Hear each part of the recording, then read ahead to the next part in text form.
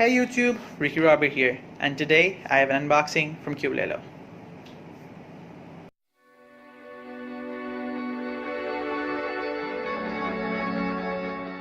So this package has just a big cubes, and that's one of the reasons why I'm very excited for this, because it has, you can see already, that's a Hays 7x7. So let's just go ahead and remove these cubes first. And to begin with, we have the MF9. Secondly, we have the MF8. Then we have the Hays7, and then we have the the Aoshi GTS, that's a 6x6, and we have some packaging material, a bill, and I think that's a stand. Okay, yeah, that's the stand. And some of packaging. So let's just keep this box aside, get back to ground level, and open these cubes one by one.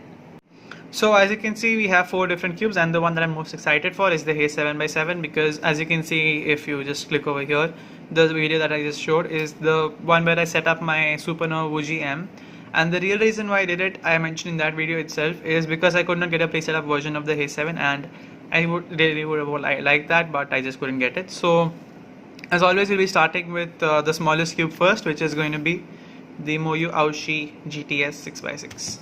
So in the box we have the cube, 2 cards, and a pamphlet and some magnets.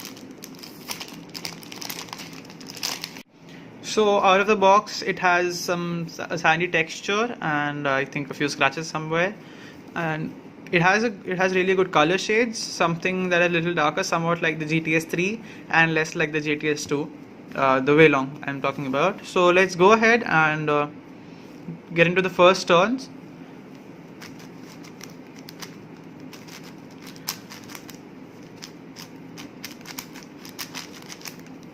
Offhand, I can tell that it has really tight tensions and it does not look at all.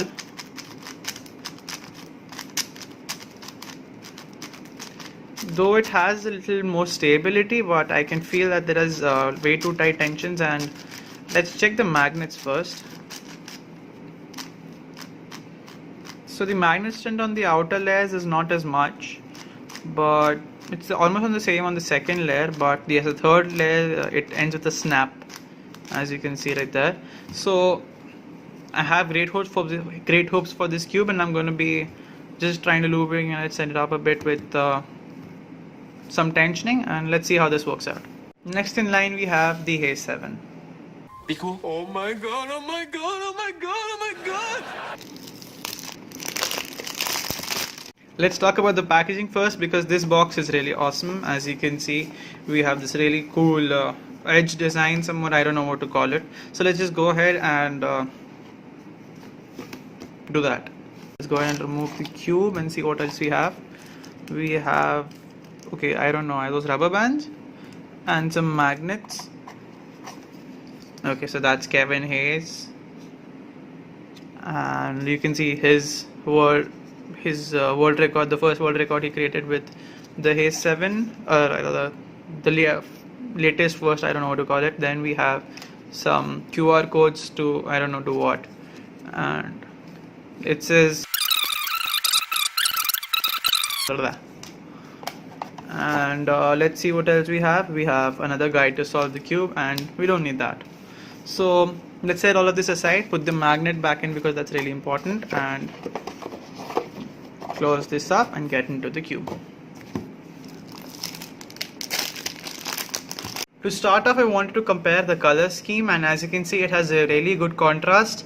I did not expect such a good contrast from any good cube, and any cube for that matter, because this is really different. And one of the main reasons the Hays 7 became so famous was because of the color contrast and easy prediction of the colors on the sides. Because if you just see another, this is my Wuji M, sometimes it is difficult to recognize pieces like I don't know, sometimes green from blue. It is difficult because there are so many pieces in this 5x5 block that it's tough to recognize and then solve your cube.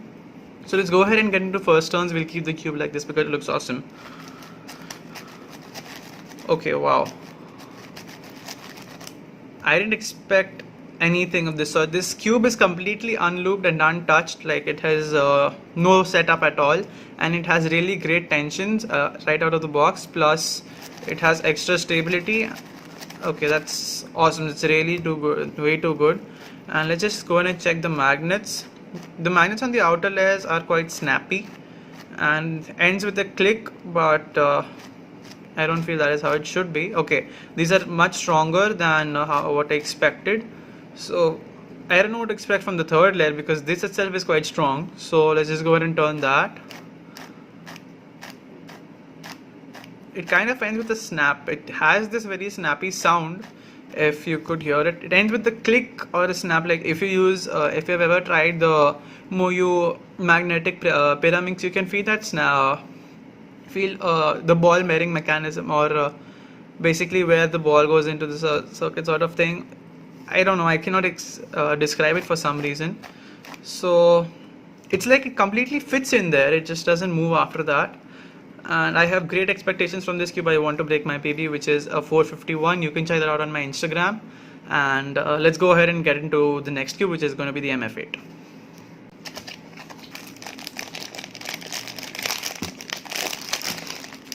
So I can already tell this cube is really awesome because of the color scheme.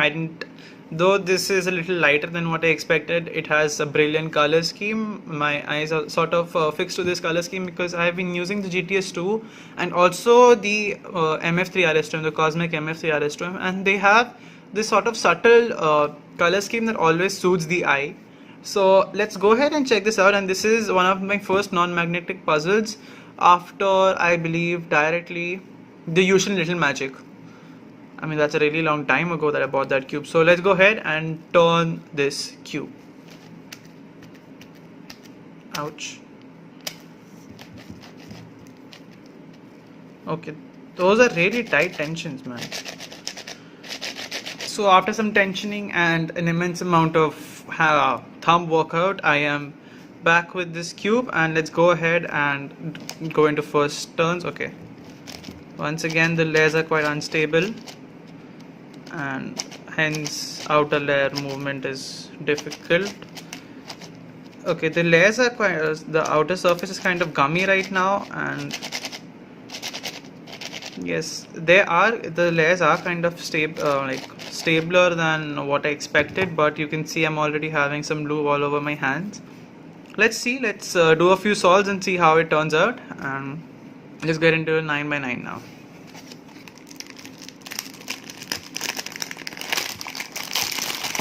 So let's go ahead and check out this cube.